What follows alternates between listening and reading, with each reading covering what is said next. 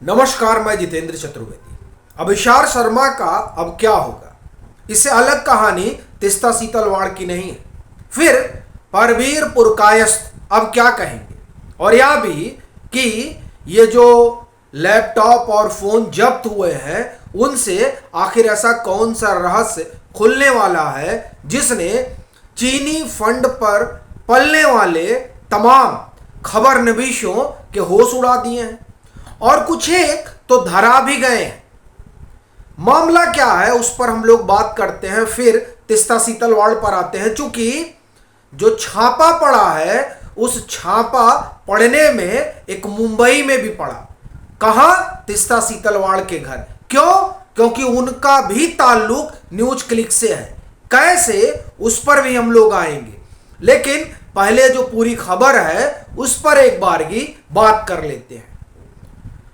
पता चला कि तड़के दिल्ली पुलिस का छापा पड़ता है उन लोगों के यहां जिन पर इस बात के आरोप हैं कि वो न्यूज क्लिक पर पलते हैं। न्यूज क्लिक के या तो कंट्रीब्यूटर हैं या न्यूज क्लिक से जुड़े हुए हैं। और न्यूज क्लिक वो संस्था है जो नोबल राय सिंघम जिसे फंड करते हैं, और नोबल राय सिंघम वो हैं जो चीनी एजेंडा चलाते हैं। यानी चीनी एजेंडा चलाने वाली एक संस्था न्यूज क्लिक को फंड करती है और न्यूज क्लिक उस एजेंडे को आगे बढ़ाता है। इस बात का आरोप न्यूज क्लिक पर पहले भी लगा है। ईडी ने तो बाकायदे छापेमारी की थी, और तब जब ईडी का शिकंजा कसने लगा तब परवीर पुरकायस्थ उसी बाबत दिल्ली हाई कोर्ट गए थे कि साहब कुछ तो राहत मिल जाए। लेकिन ये जो पीछे न्यूयॉर्क टाइम्स की खबर आती है, जिस खबर में ये बात निकल कर आती है कि चीन जो है वो अपना एजेंडा चलाने के लिए इंफॉर्मेशन का प्रयोग कर रहा है, और उस इंफॉर्मेशन में भारत के हिस्से में न्यूज क्लिक नजर आया, तभी से यह मामला बड़ा गंभीर हो गया था। और 17 अगस्त 2023 को यूएपीए के तहत मामला दर्ज होता है। बड़ी संगीन धाराएं हैं इसमें। यानी ये जो मामला हो गया ये तो आतंकवाद का मामला हो गया। अब ऐसी परिस्थितियों में स्थिति बड़ी गंभीर हो जाती है, और उसी बाबत छापेमारी पड़ती है। छापेमारी किसके किसके यहां पड़ती है वो आप सुनिए, फिर हम आएंगे कि अभिशार शर्मा का क्या हुआ।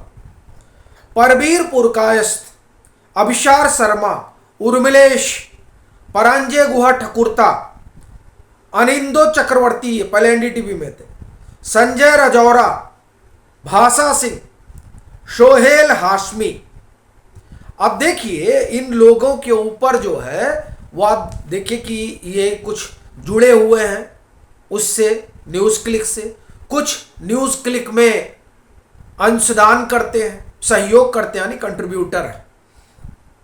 और एक छापा पड़ता है तीस्ता सीतलवाड़ के घर मुंबई में। वो छापा इसलिए पड़ता है क्योंकि try continental institute for social research की डायरेक्टर है तीस्ता सीतलवाड़, और तीस्ता सीतलवाड़ की ये जो संस्था है वो न्यूज क्लिक के लिए कंट्रीब्यूट करती है आर्टिकल।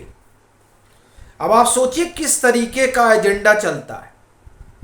और इसमें से कुछ एक की, जैसे अभिशार शर्मा को कहा जा रहा है कि उठा ले गई पुलिस। अब ऐसी अभी कोई पुष्ट जानकारी नहीं है। बाकी ये है कि इन लोगों के लैपटॉप वगैरह जो है वो जब्त कर लिए हैं, यानी जो डिवाइस है, इस तरह के फोन वगैरह, इन सबको रख लिया गया है। अब इसमें बहुत सारे रहस्य होंगे और सारे रहस्य निकल निकल कर सामने आएंगे। हालांकि आप देखिए कि किस तरह से अब जो है तांडव शुरू हो गया, खलबली मची हुई है पूरा, कि ऐसे कैसे हो सकता है। अरे ऐसे कैसे नहीं हो सकता है भाई। यानी आप चीनी फंड पर काम करिए, चीनी एजेंडा चलाइए और बताइए कि साहब हम तो निष्पक्ष हैं। अब ये काहे की निष्पक्षता है, ये समझ से परे है। आप उसमें ले आइए कि देखिए ये जो सरकार है, ये सरकार पत्रकारों को डरा रही है। क्या वाकई में पत्रकारों को डरा रही है? और उसमें उदाहरण फिर एडिटर गिल्ड्स का भी दिया जा रहा है। एडिटर गिल्ड्स के जिन जिन जिन पत्रकारों पर आरोप है, तो कहा जा रहा है कि फेक न्यूज फैला रहे थे। और ये आप देखिए कि ज्यादा पुरानी बात नहीं है। ये जो वायर है, इस वायर ने ही पेगासस का शिगुफा छोड़ा था। और इसमें किस तरह से खबर की गई थी? ये खबर जहां से जनरेट हुई थी, पेगासस को लेकर जो खबर आई थी, उस खबर ये थी कि इस तरह के डिवाइस होने की आशंका हो सकती है। और द वायर ने क्या खबर की थी? द वायर ने ऐसे खबर की थी कि इस टाइम ड्यूरेशन में इनके फोन में पेगासस,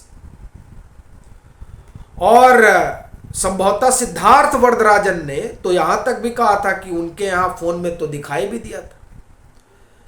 लेकिन जब सुप्रीम कोर्ट ने इस बाबत इंक्वायरी बैठाई, तो किसी ने अपने फोन का ब्यौरा दिया था क्या?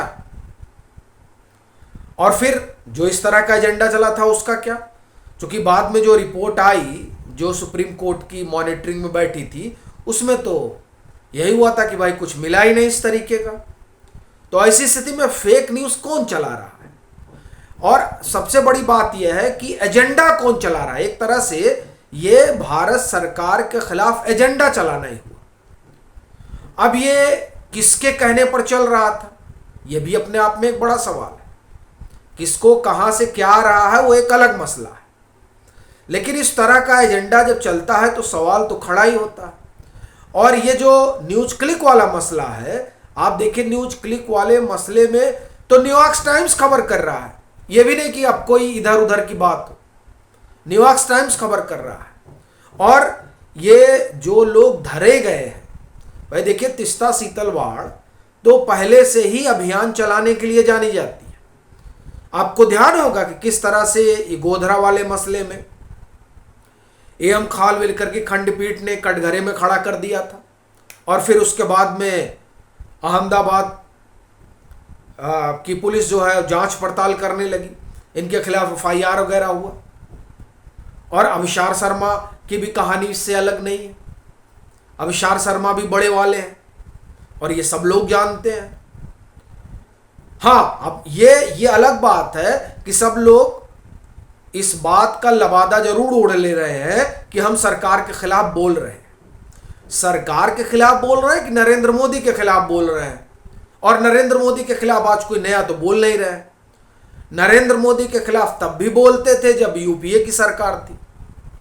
तो ये कहना कि सरकार के खिलाफ बोल रहे हैं, ये थोड़ा बदहजमी पैदा कर देता है। चूंकि 10 साल सरकार रही यूपीए की, और तब अभिसार शर्मा हो या भाषा सिंह हो या ऐसे जिन लोगों, एक आध दो लोग अपवाद है जिसमें एक परंजय गुहा ठकुरता है, वो अपवाद अगर उनको मैं मान लूं, तो उसके अलावा और कितने लोग हैं जो उस जब यूपीए की सरकार थी 10 साल, तो उसमें कितने लोगों ने खबर की। और ये जिस संस्थान में काम करते थे अभिसार शर्मा, उस संस्थान के तो बड़े चर्चे थे, बड़े गंभीर आरोप लगे थे और कई तरह के आरोप लगे थे।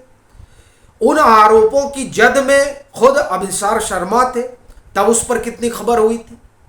और उसी संस्थान से रवीश कुमार भी आते हैं, मतलब थे, अब तो चले गए। उन्होंने कितनी खबर की थी उस संस्थान को लेकर, उस संस्थान पर लगे आरोप को लेकर। तो दरअसल ये कहना कि जो लोग सरकार के खिलाफ बोल रहे हैं उनको चुप कराने की कोशिश है, ये मुझे लगता है कि ये वो लोग कह रहे हैं जो लोग दरबारी संस्कृति के पुरोधा है। नहीं तो ऐसा बोलने की जहमत नहीं उठाते। भाई सरकार के खिलाफ तो राजदीप सरदेसाई भी बोलते हैं, तो उनके यहां क्यों नहीं चली गई दिल्ली पुलिस या ईडी? बड़ा सवाल यह है कि इन्हीं के यहां क्यों जा रही है? जाहिर सी बात है कि ये जो चीनी वाला एंगल है ना, वो एंगल बड़ा खतरनाक है।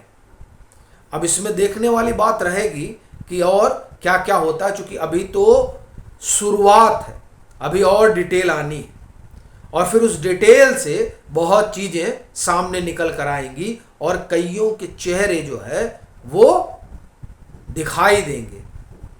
बाकी आपकी अपनी क्या राय है जरूर साझा करें। मतांतर से नहीं जुड़े हैं तो जुड़े, वीडियो को लाइक करें और खूब शेयर करें।